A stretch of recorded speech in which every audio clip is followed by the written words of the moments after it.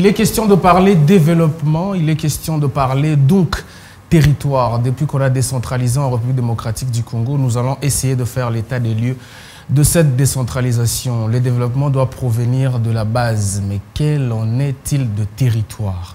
Projet des 145 territoires, est-ce qu'on en parle suffisamment? Ça sera la question de votre émission, l'heure des questions. Je suis très heureux de savoir que vous êtes nombreux, branchés, fidélisés au programme de Siloé Télévision. Quel plaisir de vous retrouver. Encore une fois, j'ai un invité spécial parce qu'il s'est déplacé, il a fait des kilomètres juste pour venir répondre à l'invitation de cette émission. Il est administrateur du territoire dans mon territoire. Oui, je le dis, dans mon territoire. Je suis un peu fier de le recevoir parce qu'il m'a fait cours aussi. C'est un ancien professeur de votre humble serviteur. Il est administrateur territoire de Bumba. Lui, ce maître Gabriel Iloukou. Avec lui, on va essayer de parler situation sécuritaire dans le territoire de Bumba, province de Mongala de manière générale. Situation socio-économique également, mais aussi quel est l'impact de la diaspora bumbatracienne qui se trouve à Kinshasa et partout dans le monde. Comment peut-on faire pour que Bumba décolle et qu'elle revêtisse de sa plus belle robe? Je suis encore une fois très content de le recevoir. Bonsoir, maître Gabriel. Bonsoir, monsieur Eli. Comment allez-vous? Très bien. Ça faisait une éternité, plus de 10 ans qu'on ne s'était pas revus. Effectivement, toute une décennie, vous avez disparu. Évidemment, les seuls souvenirs que j'ai de vous, c'est des coups de fouet et de ça a marché. Très belles leçons que vous et ça a marché, hein. Évidemment, j'en suis fier. Maintenant, là, vous reflétez ce que vous avez comme éducation. Merci en tout cas. Je rappelle que vous êtes un ancien du collège Notre-Dame de Bumba, l'école qui nous a formés tous. Vous avez été préfet là-bas. Aujourd'hui, vous êtes administrateur du territoire, donc les premiers des Bumbatraciens. J'ai l'honneur de vous recevoir. Merci bien. Alors, aujourd'hui, je vous reçois. Je disais tantôt que vous êtes administrateur du territoire. Mais il n'y a pas longtemps, il y a eu une note qui a circulé, vous suspendant de vos fonctions en raison de quelques difficultés que vous avez avec vos autorités hiérarchiques. Est-ce qu'aujourd'hui, j'ai le droit de dire que vous êtes administrateur du territoire ou on doit dire que vous êtes un administrateur du territoire en suspension? Merci beaucoup, monsieur Eli. Oui. Je suis l'administrateur chef du territoire de Bumba. Et je pourrais même aller plus loin, dire que nous faisons office dans l'administration de la ville de Bumba. Parce que là, il faut savoir distinguer des choses. Le territoire dans sa composition avec les 6 secteurs que vous connaissez bien, mais également il y a un espace, la cité de Bumba déchue, parce qu'on est allé un peu plus vite dans la suppression de la cité de Bumba. Et nous, en tant qu'administrateurs du territoire, récemment nommé par le président de la République, chef de l'État, nous faisons office de l'administration de ces entités-là. Mais cette période transitoire-là est difficile pour vous parce que si Bumba possède une cité, donc serait une ville, il faut donc au-dessus de vous un maire de la ville. Vous faites office à la fois d'un maire de la ville et... Ça, c'est dans la pratique, c'est sur le plan administratif. Quand bien même cette ville n'est pas encore opérationnelle, mais du moins la réalité sur le terrain est que cet espace est supprimé, disons, sur le plan administratif. Oui. Et nous sommes là justement pour en même temps administrer le dit espace. C'est pourquoi nous disons, nous faisons office. Mais je sais que très bientôt, là, normalement, on va rendre opérationnel la ville de Bumba, parce que la cité n'existe plus. Oui. Et la ville aussi n'est pas encore opérationnelle. Alors nous sommes un peu à cheval de cette réalité-là et nous sommes là pour... gérer les affaires au quotidien. On a vu sur les réseaux sociaux, personnellement, une note du ministre provincial de l'Intérieur vous suspendant de vos fonctions pour ne plus que vous exerciez ces fonctions-là d'administrateur chef du territoire de Bumba. Mais vous venez de dire tout à l'heure que vous êtes administrateur chef du territoire de Bumba. Vous ne lui reconnaissez pas le pouvoir de vous déchoir ou de vous suspendre de vos fonctions? Qu'en-est-il de cette lettre-là qui a circulé? Oui, je sais que c'est une lettre qui a fait le tour du monde à travers les réseaux sociaux et loin d'être un secret de polichinelle, doit quand même dire ça.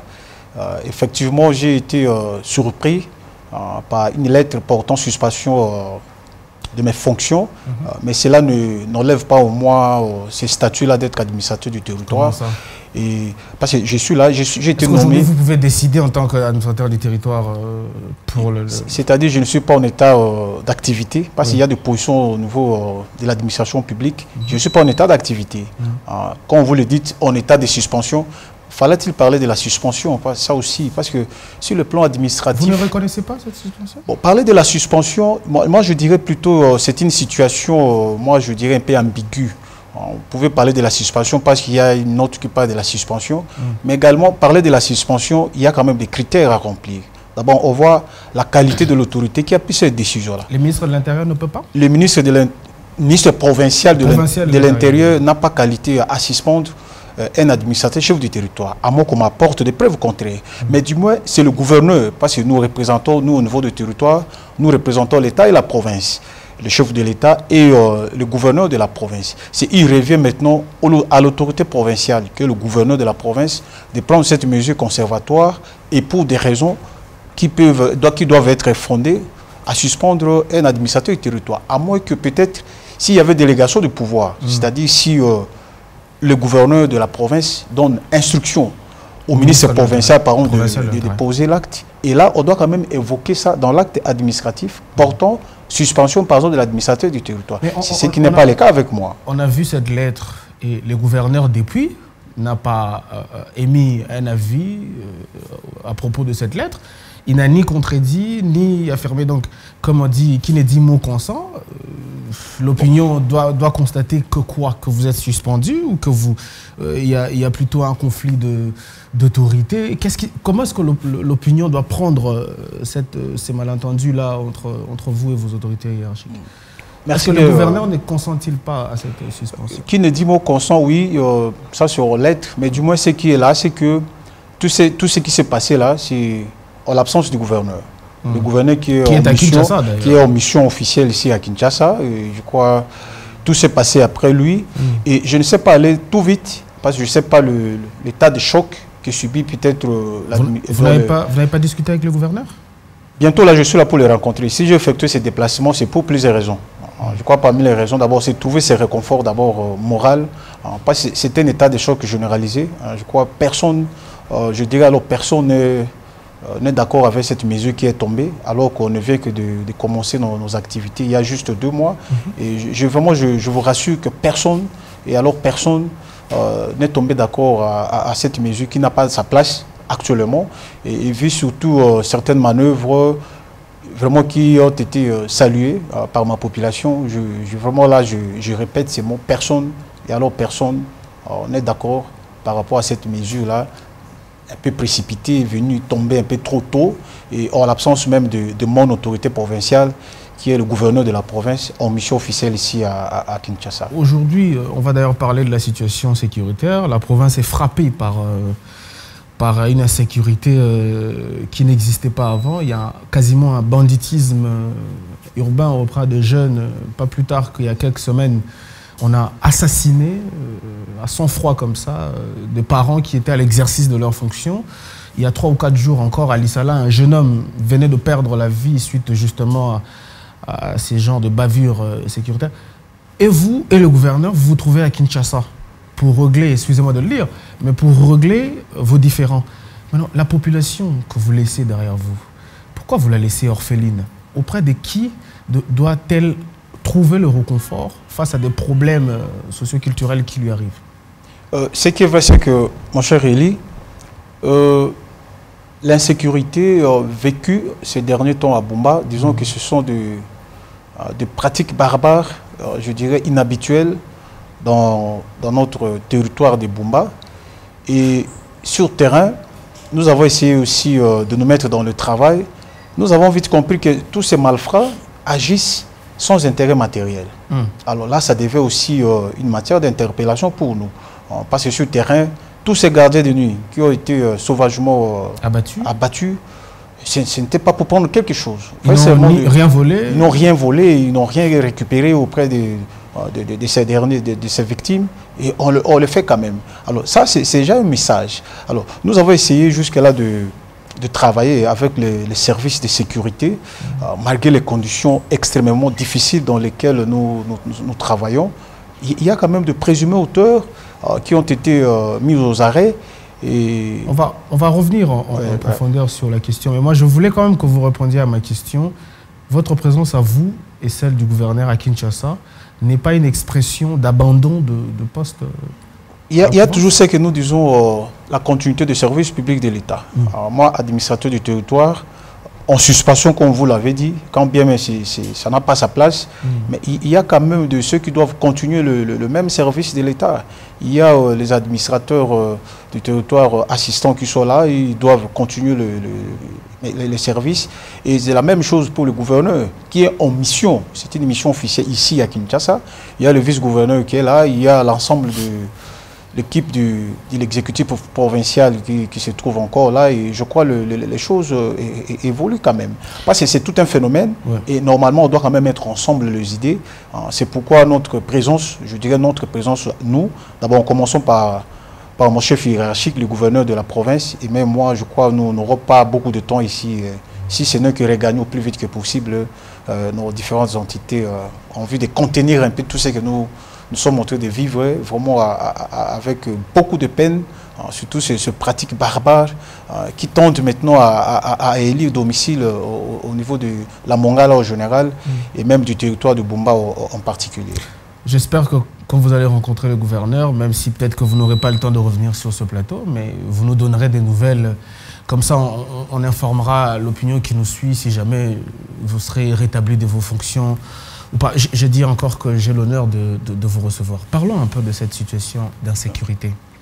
Natif de ce coin, je n'ai jamais vécu des assassinats aussi froids, sans motif matériel, des gens simplement animés par un désir de faire du mal à l'autre.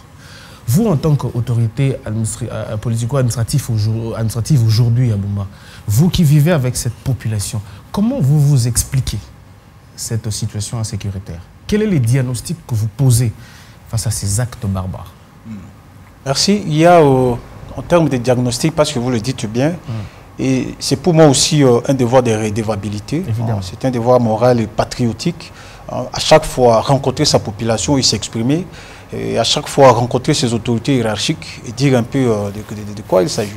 C'est pourquoi je réponds. Mais parce qu'il s'agit d'une matière sécuritaire, permettez de vous le dire déjà, que, par exemple, le plateau, le lieu n'est pas très indiqué à tout dire, mais du moins, on peut toujours évoquer certaines situations liées à cette insécurité. Vous savez, Bumba, aujourd'hui, sur le plan démographique, il y a une certaine explosion. Il y a une rencontre des cultures. On n'est pas comme nous avions vécu certaines choses dans les années 80 ou 2000. Aujourd'hui, avec cette rencontre des cultures, et Bumba, déjà, avec cette extension-là de devenir ville, parce que j'ai parlé des deux entités-là, il y a des gens qui nous arrivent. Et des pratiques que nous avons vécues là, ce sont de matières à réflexion où nous avons essayé un peu de retenir certaines causes. Par exemple, il y a cet esprit-là de vengeance privée, parce que ça constitue aussi l'un des problèmes ou l'une des causes de cette insécurité. Et le grand travail pour le service de sécurité, c'est maintenant chercher maintenant à rencontrer, à déceler, à identifier tous ces groupes en conflit, toutes ces bases aujourd'hui politiques disséminées presque partout là, où souvent il y a toujours ce bras de fer. C'est comme nous sommes ici à Kinshasa, nous avons déploré il y a quelques jours à Lissala, juste autour d'un match de football, ça a dégénéré. C'est-à-dire qu'il y a des choses, on doit vraiment faire attention au niveau de la population. Qu'est-ce qui se passe réellement au niveau de cette population-là pour éviter surtout les cas que nous déplorons aujourd'hui de l'insécurité.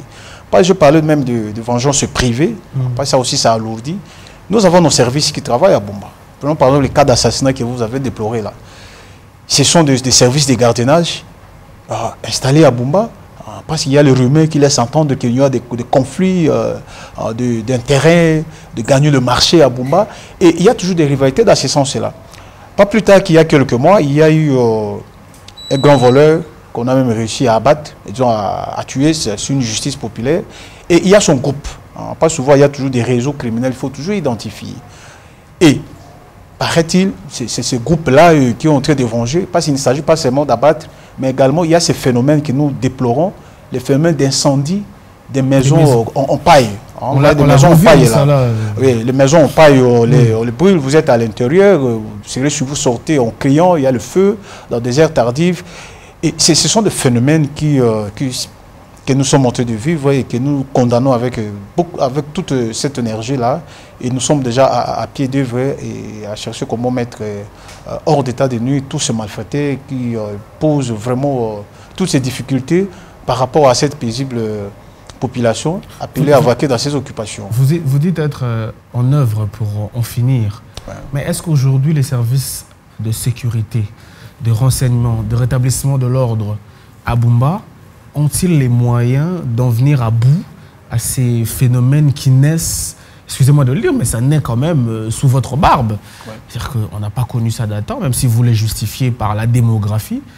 La population accroît, on est autour de 500 à 600 000 personnes aujourd'hui dans la cité. Dans l'espace cité, cité de Bumba. Parce que 1 600 000 dans tous les territoires. Dans tous les territoires, évidemment. Est-ce que vous avez les moyens matériels, financiers, les moyens humains de combattre cette délinquance qui touche les jeunes particulièrement? Non, nous avons cette réelle difficulté. Notre capacité opérationnelle pose problème au niveau du territoire et ville de Bumba ou cité, je ne sais pas comment on peut qualifier cela.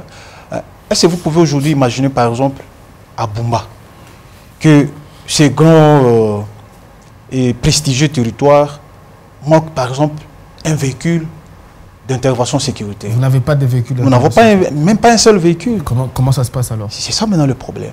Nos agents de l'ordre se battent sur des motos, des privés, des fois qu'on paye, les taxis, et ils font le pied. Les quelques motos données par nos personnalités politiques, aujourd'hui nous avons cette difficulté-là. C'est des personnalités politiques qui offrent oui, qui font des dons comme ça. Là, on doit quand même se le dire.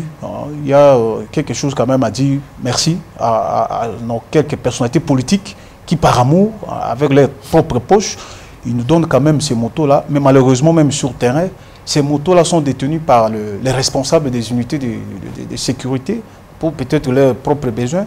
Est-ce que vous pouvez imaginer, par exemple, un chef prendre sa moto parce que ça lui permet de circuler et remettre ça, par exemple, à ces troupes qui doivent effectuer des patrouilles diurnes ou nocturnes? Là, ça pose des problèmes.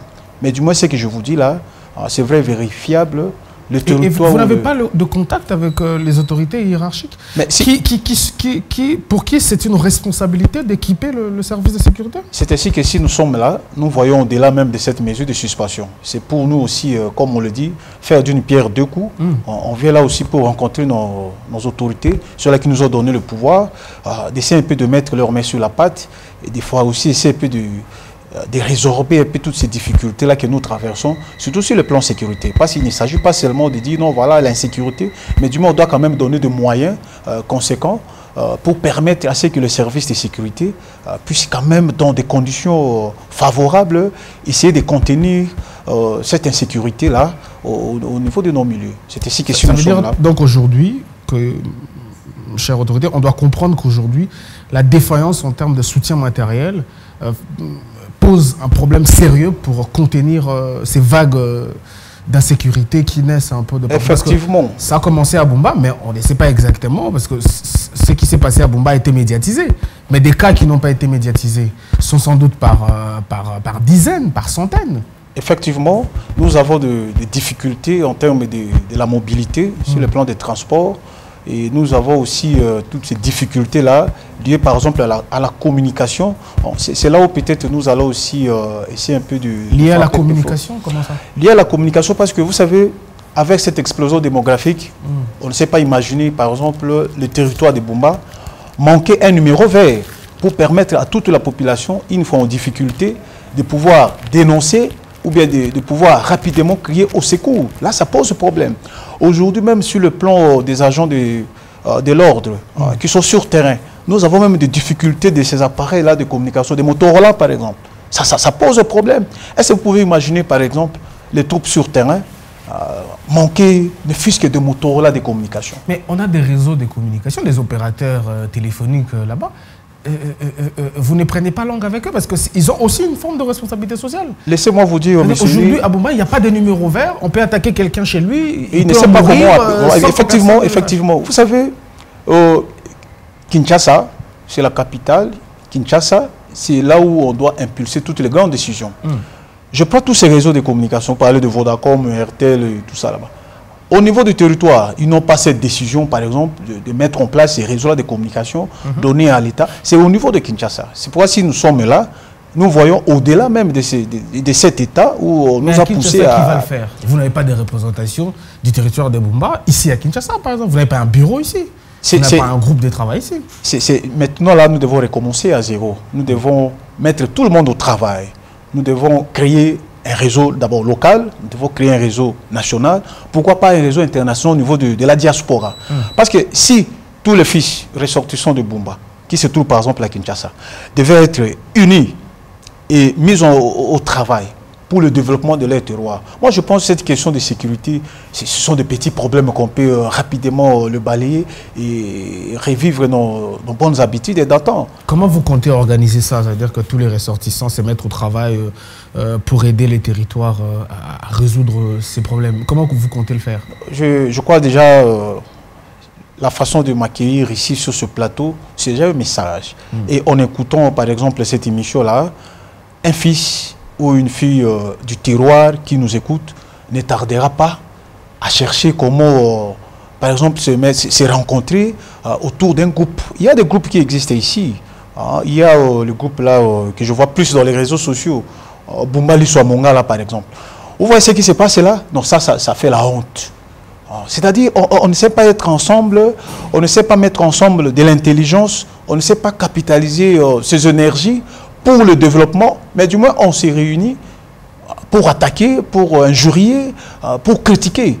Alors que le temps... Vous n'êtes pas d'accord avec ces méthodes? Personnellement, je ne suis pas du tout d'accord avec des groupes comme ça dont l'objectif, c'est d'insulter, l'objectif... c'est de critiquer négativement. Ça profite à certains politiciens qui, eux, vous font des dons, c'est ça le mal. Le mal pour notre politique, c'est que au départ, il est vrai que la jeunesse ne s'intéressait pas du tout à la politique. Mais aujourd'hui, là, ce qui nous a surpris, c'est cette jeunesse-là qui est plus emballée dans cette politique, et en dehors de la politique, il n'y a plus rien. Alors qu'il y a plusieurs opportunités qu'on peut toujours saisir pour développer le territoire de Bumba sans passer par cette politique-là. Mais aujourd'hui, là, parce que nous vivons de la politique, c'est que la politique est presque partout. C'est ça que, par exemple, nous sommes un peu froids à toujours soutenir des groupes comme ça. Est-ce que vous avez rencontré des groupes comme ça, des ressortissants de la Mongala en général, organisés pour leur faire part de vos idées, de vos propositions? Est-ce que, depuis que vous êtes là, vous les avez rencontrés? Il y a des contacts déjà qui sont en cours d'être tissés pour rencontrer. Moi, c'est agir au niveau des associations.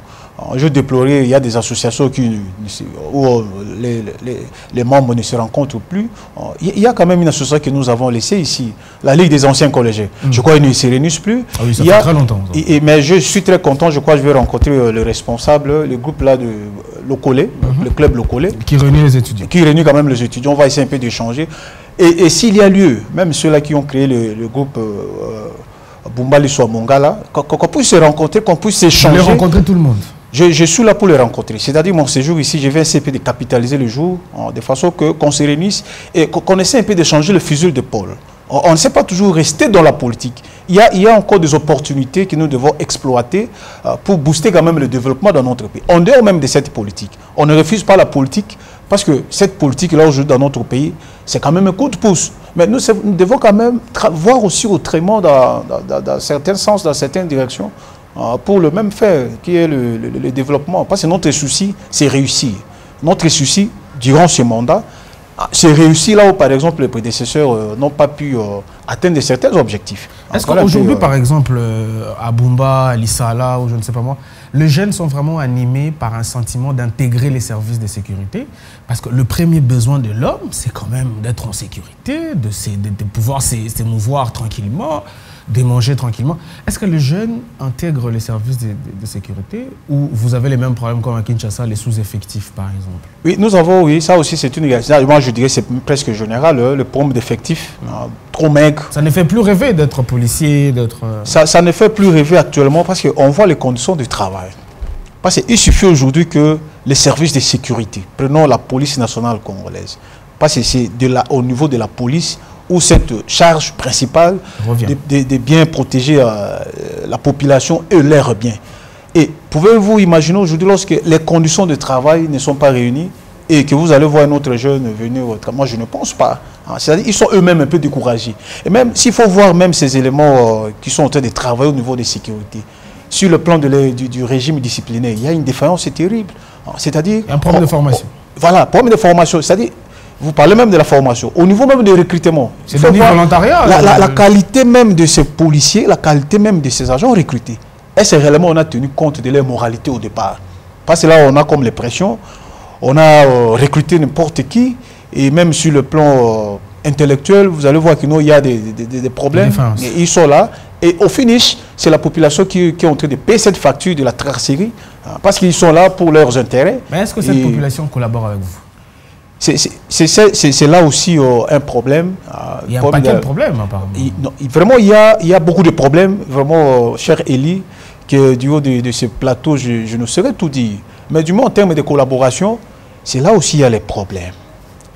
La population, qu'est-ce que nous avons remarqué? Il y a un peu une faible collaboration de la population avec les services de sécurité. Tous ces malfaiteurs-là, aujourd'hui, qui sont en train de s'aimer désolation, qui sont en train de remettre toujours les compteurs à zéro sur le plan du développement, ou par exemple, les investisseurs, au lieu de venir voir les opportunités, vraiment, ils sont un peu découragés. Vous pensez que ces malfaiteurs tombent du ciel? Ils sont là auprès de cette population. Ils sont dans leurs maisons. Et ils sont dans des familles. Et voilà, ils sont là. Et une fois, ce qui est encore regrettable, il y a des fois même des interventions négatives, même de ces personnalités politiques. Forme de protectionnisme. Ils sont protégés. Ils sont protégés. Est-ce qu'on peut imaginer aujourd'hui, on voit un groupe de jeunes qu'on appelle communément base, parce que c'est ce qui est un peu phénoménal aujourd'hui. Base de jeunes. Ici à Kinshasa, c'est les Koulouna, là-bas, c'est des bases. Là, il y a des bases, oui. Des fois, on a souci de preneur de stupéfiants, c'est l'alcoolisme qui est là. Ils pratiquent un peu des arts martiaux. Est-ce qu'on peut imaginer ces groupes de jeunes désœuvrés là obtenir des dons, par exemple, des personnalités politiques, où on peut venir dans telle base, vous voyez une chaise, vous voyez une table, on dit dons telle personnalité politique.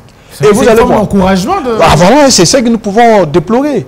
Et une fois, même toutes ces bases-là, quand on lance des fois des opérations, on met la main sur certains, vous allez voir des interventions négatives. Non, le seul est, voilà, il fallait doucement. De la part des autorités. Mais il y a aussi un phénomène que nous avons toujours déploré. Parce que nous, notre souci est aussi pour produire je dirais, des effets dissuasifs au niveau de la population. C'est qu'une fois, le malfaiteur, présumé soit-il, il sort aux arrêts, mais il faudrait quand même qu'il soit jugé sur place, qu'il soit jugé à Bumba, et s'il fallait purger leur peine, puis aller à Ngenga. Il n'y a pas de juridiction il y a des juridictions, ça aussi, pourquoi je vous ai dit, il y a un amalgame, il y a beaucoup de problèmes liés à cette sécurité-là. Parce que aussi au niveau de la justice, nous avons des soucis. Hein. Il faudrait on relâche très facilement. On relâche très facilement, et des fois même à l'insu même du comité local de sécurité. Vous voyez, on travaille d'arrache-pied, on attrape, et rapidement, ils sont acheminés à l'Issala. Et après, ils reviennent. Cette fois plus têtus. Avec beaucoup d'arrogance. Et nous, on s'est dit, mais finalement, il faudrait quand même que ce jeune soit jugé en audience publique sur place et aller purger leur peine ailleurs. C'est ça qui ne se fait pas. Maître Gabriel, cette insécurité aujourd'hui montante, n'est-elle pas peut-être les cris d'un désarroi social? Ça veut dire qu'aujourd'hui, pas d'emploi. J'ai même appris qu'aujourd'hui, la vie sociale, socio-économique à Bumba est devenue extrêmement chère, très difficile. Les habitants de Bumba qui, d'autrefois, mangeaient le poisson du fleuve, mangent les piodis comme nous qui vivons ici à la capitale ou dans les grandes villes. N'est-ce pas là aussi un cri de secours? Comme quoi ces jeunes-là ne savent plus, ne savent pas à quel sens se vouer et ils s'adonnent comme ça à des pratiques désolantes. Comment vous comprenez ça? Quelle est la situation? J'ajoute une autre question. Quelle est la situation socio-économique aujourd'hui des Bumba? Mon cher Elie, vous savez, le mal de la politique congolaise, cette politique nous a rendus des fainéants. Les jeunes aujourd'hui, c'est la politique ou rien. Parce qu'ils savent que c'est à la politique où on gagne facilement sa vie. Alors qu'il y a plusieurs opportunités. Là, vous évoquez l'aspect socio-économique. Je vous ai dit au début qu'il y a plusieurs raisons que je ne saurais tout dire ici du haut de ce plateau. La question du chômage, ça c'est une question centrale. Je crois que c'est une situation qui est un peu générale. Quand on est chômeur, et puisque c'est la politique qui est devant, on est devenu fainéant, on ne sait pas créer. Les jeunes ne savent pas créer. Pas cette politique de la main tendue, et on chante épée à côté d'un leader politique. Voilà, il y a ces fameux-là, les Djalelo. C'est une réalité aujourd'hui dans nos milieux sociaux. Aujourd'hui, sur le plan économique, toute la jeunesse tourne autour de leaders. Voilà, on est réunis autour d'un leader. Il n'y a rien sans politique. C'est ce qui est déplorable. C'est-à-dire la politique a envahi presque tous les secteurs. Il y a un aspect important, parce que vous avez évoqué l'aspect socio-économique. Aujourd'hui, nous parlons de Bumba comme un milieu à vocation agricole. Est-ce que vous pouvez interroger quels sont ces jeunes, par exemple, à Bumba, soit qui fait beaucoup de bruit, qui dispose d'un champ. Un champ soit de riz ou de maïs, d'arachide ou de manioc. Ils n'ont pas ça. Plus personne ne produit. Je vous dis, demandez à ces jeunes, même ici à Kinshasa, ces jeunes qui sont en train de travailler ici, des fois dans des postes peu importants, demandez à ces jeunes, est-ce qu'ils disposent des champs là-bas? Ils n'en ont pas. Nous, au niveau du territoire, est-ce que nous avons des initiatives, même au niveau de la province, d'avoir des champs publics, par exemple? Est-ce que nous avons ça dans nos territoires? Mais quand on s'est dit, nous sommes un milieu à vocation agricole, et que sur terrain, on ne sait pas capitaliser toutes ces forêts. Parce que c'est à travers des forêts où on peut se faire des millionnaires sans le savoir. Ce n'est pas seulement la politique.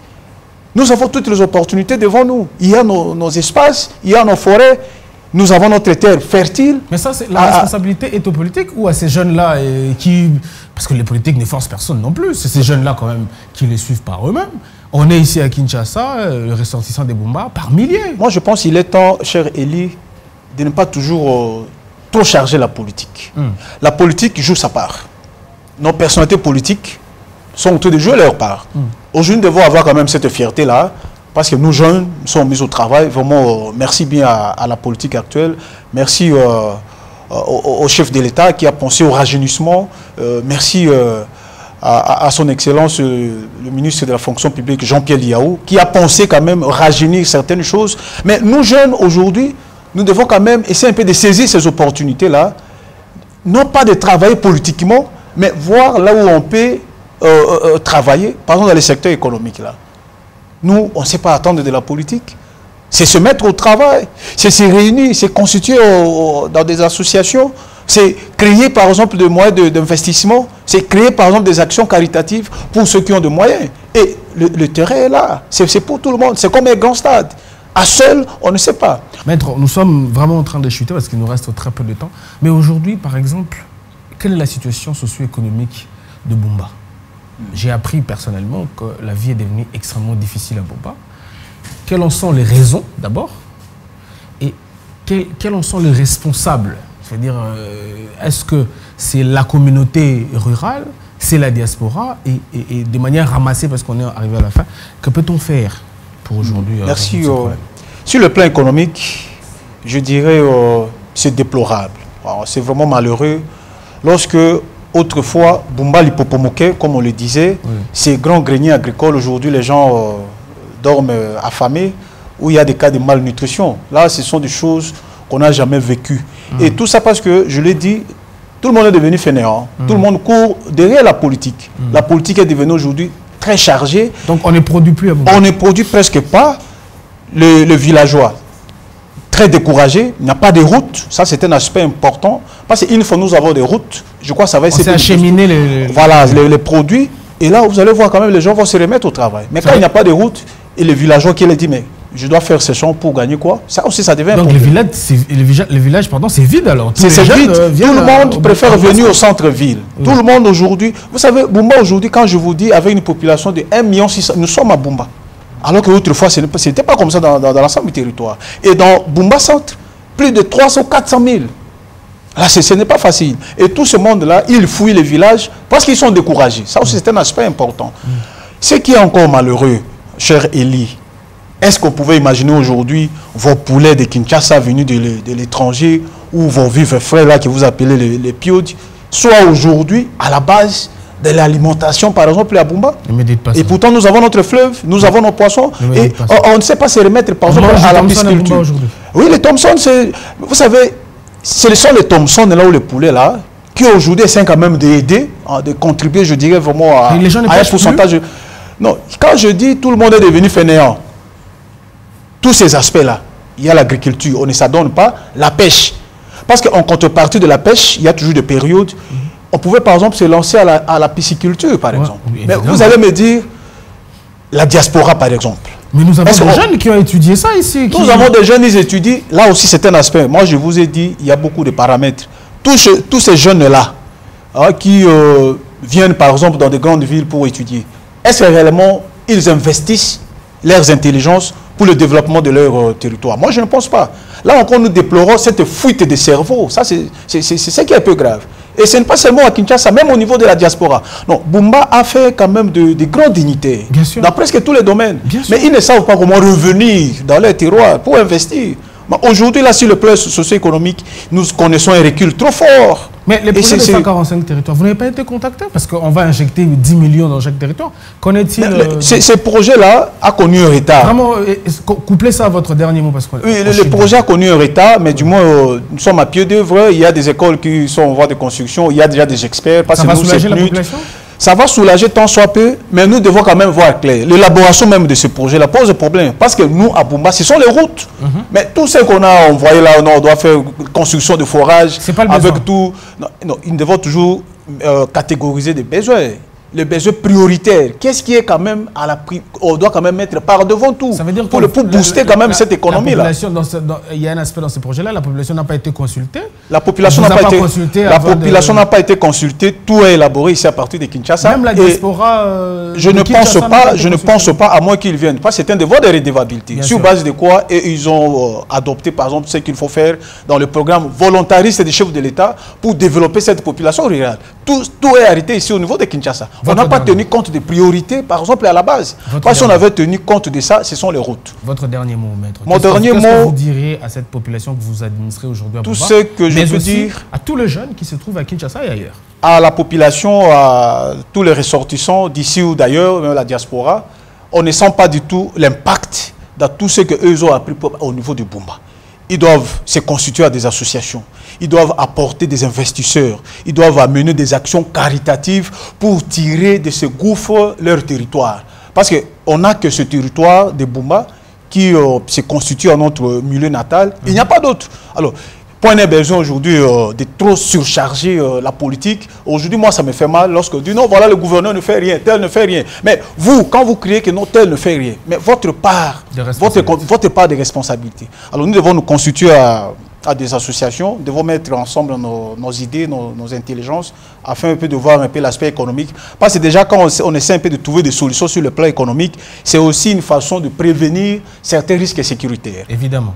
Et je crois que c'est dans ce dimension-là que nous appelons toujours à tous ces jeunes-là de toujours rester ensemble, de vaincre un peu leurs démons intérieurs.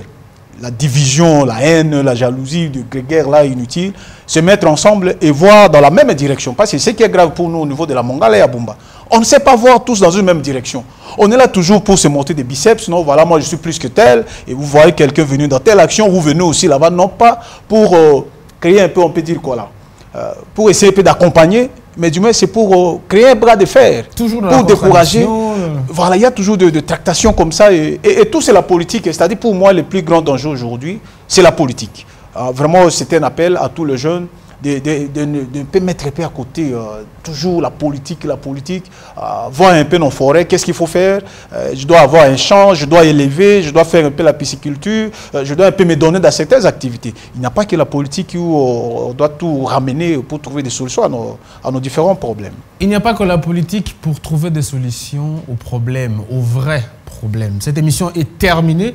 Il était question ici de parler un peu des territoires. Et à l'exemple, on a pris le territoire de Bumba parce qu'il nous a fait l'honneur. Lui, c'est le numéro 1 de Bumba, quoi qu'il est en suspension. On espère pour lui qu'il sera rétabli de ses fonctions. C'était donc Maître Gabriel Iloukou avec qui on s'est entretenu autour des questions liées à la vie socio-économique et sécuritaire des Bumba. Ce qu'il vient de dire, c'est un cri d'alarme.